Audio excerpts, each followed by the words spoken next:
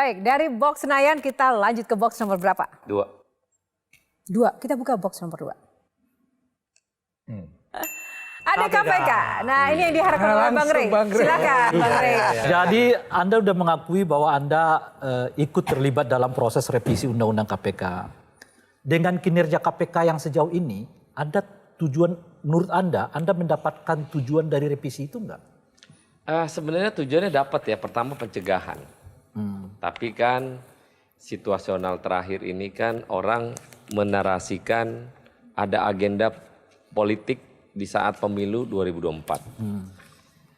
Nah, di masyarakat ini merasa bahwa kenapa ya kok mesti menteri terkait salah satu partai yang terlibat di situ.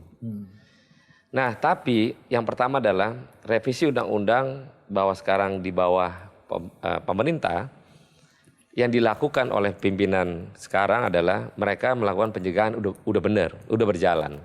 Tapi kan berjalannya waktu ada pihak-pihak yang entah siapa melakukan pemakaian KPK untuk menjadi alat yang katanya menjadi alat. Tapi kan kita nggak tahu. Semua itu publik yang menilai. Gitu. Ya tapi maksud saya kan memang itu kan hasil dari revisi itu. Kan menyerahkannya kepada eksekutif. Ya itu tadi. Kalau menurut Bang Rey sendiri jadinya gimana? Ya kan, apakah memang makanya sudah kan kita ingatkan terlaksana dari atau awal tidak? dahulu. Kalau skenario KPK-nya begini, KPK ini potensial dipergunakan oleh penguasa untuk memukul lawan politik. Sekarang menurut Bang Rey gimana?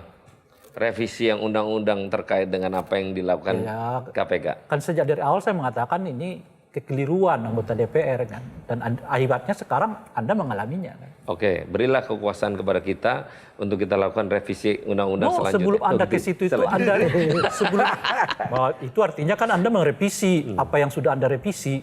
Anda akui dulu bahwa ini salah. Tidak selalu mulu salah, tapi kan dalam perlakuan orang per orang kan tidak bersamaan dengan undang-undang. Karena sejak dari awal sudah kita ingatkan, Bung. Kalau dewasa bilangnya apa? Kan kita patokannya dewasa aja. Ini menarik loh. Kalau dewasa bilang nggak ada ya Saya nggak penasaran, apa-apa. Bang Roni, sekarang itu KPK tuh sebenarnya benar-benar dibutuhkan atau tidak? Ya dibutuhkan di Republik ini iya. Nah, tapi kan harus pada kompromi bagaimana melakukan kinerjanya untuk Republik ini. kalau menurut Anda lebih banyak faedah atau mudaratnya? Sekarang faedahnya belum ada ya. Faedahnya belum ada. Kalau faedahnya belum ada, kenapa dipertahankan? Bang Ege, silakan. Intan dong, Intan. Intan. Kan kalau Bang Syaroni bilang faedahnya belum ada, kenapa dipertahankan sampai saat ini? Kalau mau kan kita bukan presiden ya. Kalau presidennya kita bilang bubarin aja sekarang. Oh, berarti Bang Syaroni berarti setuju ya? Ya kalau saya presidennya Ya, loh. Kalau akhirnya baik. banyak ruang lingkup Bukan soal kejadian. itu presiden, soal menurut Anda tadi mengatakan ini udah kurang bermanfaat. Lah iya karena Lalu kalau itu tadi. kurang bermanfaat, ya membubarkannya itu presiden. Tapi Anda setuju nggak ini dibubarkan Ya itu itu dulu? tadi. Kalau manfaatnya belum ada dan selalu mengatakan, kan kita bilang tadi, dewasnya aja selalu bilang nggak pernah salah kok. Nah, Oke, Dian. dengan segala konflik yang terjadi, kita belum lihat nih KPK ini datang ke Senayan ke Komisi Bang Syaroni dipanggil belum ada nih. Oh, dipanggil bukan datang. Dipanggil dulu baru datang. Udah dong kalau terkait dengan ini kan masa reses sekarang. Ya. Sebelumnya mereka udah dipanggil setiap masa sidang pasti kita panggil semua mitra kerja. Apa penjelasan dari mereka, Bang? Penjelasan mereka setiap apa yang kita tanya tentang perkara mana aja yang tersangkut isu. Mereka selalu mengatakan bahwa kita sudah menyelamatkan uang negara dengan cara pencegahan gana gini. Itu yang dilakukan, itu dilaporkan. Jadi mereka datang melaporkan apa yang mereka lakukan untuk menutupi apa yang mereka tidak lakukan. Nah, intinya ketika sedikit ada keraguan tentang KPK, tapi justru ada pimpinan KPK yang minta jabatannya diperpanjang. Menurut Anda gimana? Sebenarnya perpanjang kita nggak setuju sebenarnya. Maka itu dari awal kita bilang ini perpanjangan kalau urgent terkait dengan penyelenggaraan pemilu bersamaan masih nggak apa-apa. Tapi kan ini nggak ada. Pemilunya kan masih tahun depan. Sedangkan harusnya berlakunya Desember habis nih. Ini menarik Sedikit ya kalau terakhir. melihat ini kan gambar Sahroni si paling sultan gagah begitu ya. Tapi kalau ngomong soal KPK agak pelan-pelan kita nih ya, agak tenang pelan-pelan gitu ya. Nah kembali ke soal revisi kalau harus dilakukan salah satunya belajar dari Georgia misalnya di Dewan Pengawas itu ada civil society loh, ada ICW, MAKI dan lain-lainnya. Apakah itu bisa jadi salah satu jalan keluar? Bisa kalau dewasnya punya idealisme. Bukan. Kan ada fakta sekarang ini. Di masa depan, kalau ada revisi terhadap revisi, untuk kebaikan kan nggak apa-apa. Bisa begitu nggak tuh? Bisa saja. Jadi di Dewas itu ada juga civil society gitu. yang Sangat memang bisa. selama ini Semua punya gigi. memungkinkan. Iya kan? Tapi Bila- Bang Saroni, Silakan. tadi udah bilang ada invisible hand di KPK. Dewas nggak pernah mengatakan tersandung juga karena ada invisible hand juga. Bisa saja. Bisa saja. Bisa saja. Bisa kan? saja. Sayang kalau akhirnya ada Dewas tapi Dewasnya tidak punya idealisme untuk Dan itu terjadi sekarang. terjadi. Oke. Dari 9 partai politik, ada nggak sih siapa yang kemudian bisa menyatukan, yuk mencapai tujuan bersama? Atau memang ya udah semuanya terserah kepentingan masing-masing? Kasihan rakyat dong. Kepentingan masing-masing nggak mungkin. Kepentingan masing-masing bersama duduk untuk melakukan apa yang menjadikan kesepakatan. Itu kita duduk sama-sama. Dan sampai sekarang belum membuahkan hasil ya. Sama sekali. Nah. Ya kalau dibilang belum membuahkan hasil kan tidak bisa 100%. Oke. Sekarang kondisinya kita ini dalam rangka pemilu yang agak keras, yang panasnya luar biasa. Jadi masing-masing udah biarin aja dulu. Satu sama lain musuhan dulu sekarang nih. Oh. Nggak bisa sama sekarang. Nanti setelah Pilpres pemenangnya siapa, barulah bisa duduk sama-sama. Ayo kita duduk. Berarti udah susah buat mewakili rakyat ya Bang, kalau untuk tahun-tahun politik ini. Ya karena masing-masing rakyat ini partai intinya- mencari ruang rakyat untuk kepentingan partainya masing-masing. Jadi lalu kepada siapa sekarang itu rakyat itu harus bertumpu? Ya kepada penguasa mestinya.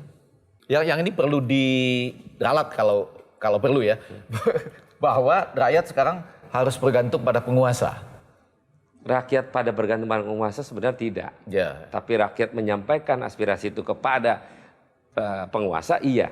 Oh. Tapi penguasanya kan tidak sendirian. Artinya kalau kami ke DPR nggak terlalu efektif karena DPR lagi takut sama penguasa.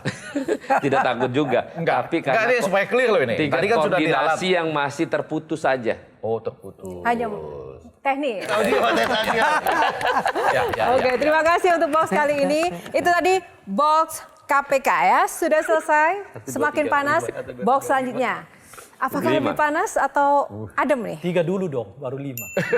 Oh 5, ini Priuk Bos. Priuk Bos. Ini Priuk Bos, karena ini Priuk Bos langsung saja saya kasih kepada jagoannya, sekian. Yang sama-sama punya kumis ya, Tuh, ya kumis. kumisnya mirip. Tapi lebih perawatannya lebih mahal. Tapi kalau kita ngomongin Priuk Bang, bener gak sih Priuk itu sekeras itu? Sangat. Sekeras apa sih sebenarnya Priuk itu? Mafia di situ, bandar di situ, pelaku narkoba di situ, copet, maling, rampok semua di situ. Itulah Tanjung Priuk. Semua berkumpul di Semua situ. berkumpul di situ. Dan Bang Roni itu sempat juga banyak dituding mafia. Ini itu banyak banget. Oh itu iya gimana? memang bener mafia? Memang mafia bisnis. Ya. Bukan mafia terkait dengan hal yang berbeda, tapi di kala itu harga minyak di Indonesia paling murah di dunia. Kita jual ke produk ke asing, ke kapal asing, itu harganya lumayan mahal. Harga kita beli harga resmi Pertamina 1.000 perak, kita jual 3.000, 4.000. Waktu dulu itu tidak terlarang. Tidak terlarang. Kalau Boleh. sekarang?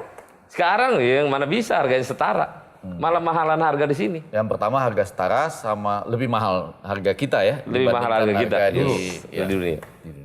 Nah, hal-hal bisnis itulah yang kita lakukan. Kalau enggak mungkin.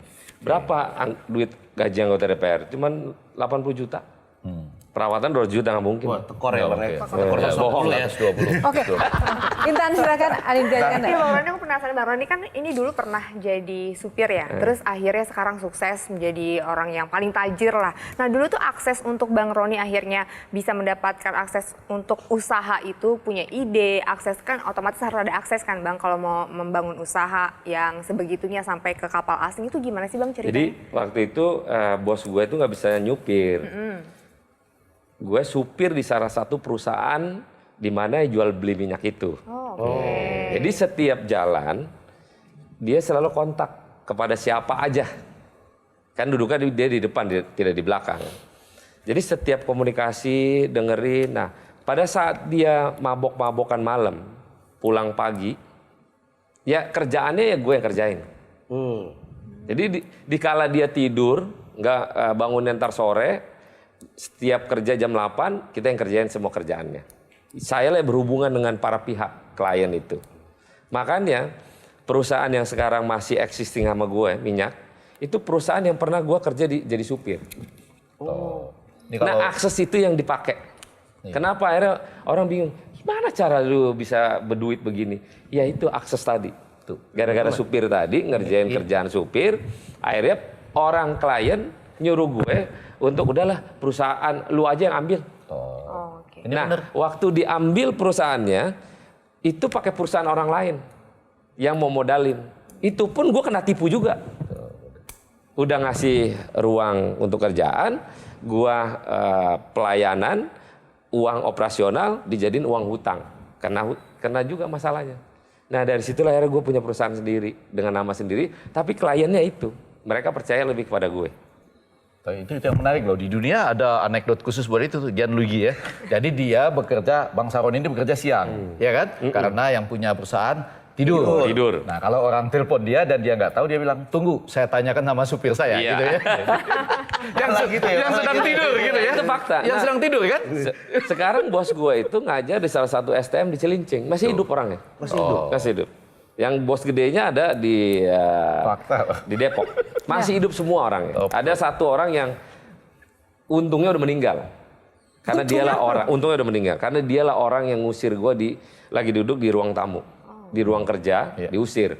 Kamu nggak pantas duduk di sini, kamu di luar. Untungnya udah meninggal. Iya.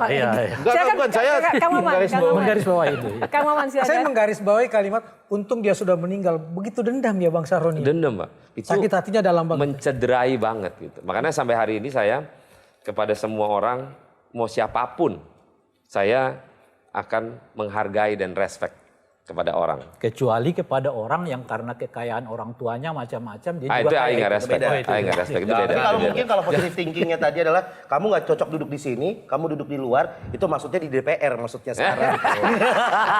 Itu positive thinkingnya. Tapi terakhir. Ini bisa menjadi pesan buat anak-anak muda di luar sana. Berarti masalah kaya dan miskin itu bukan masalah nasib, tapi masalah mental. Masalah mental. ada juga Dan- masalah keturunan. Saya ini tahu. Ya, gue sentil aja langsung lah. Menteri Pendidikannya juga harus disentil karena mereka menganggap ini hal biasa. Karena menterinya belum pernah jadi orang bawah.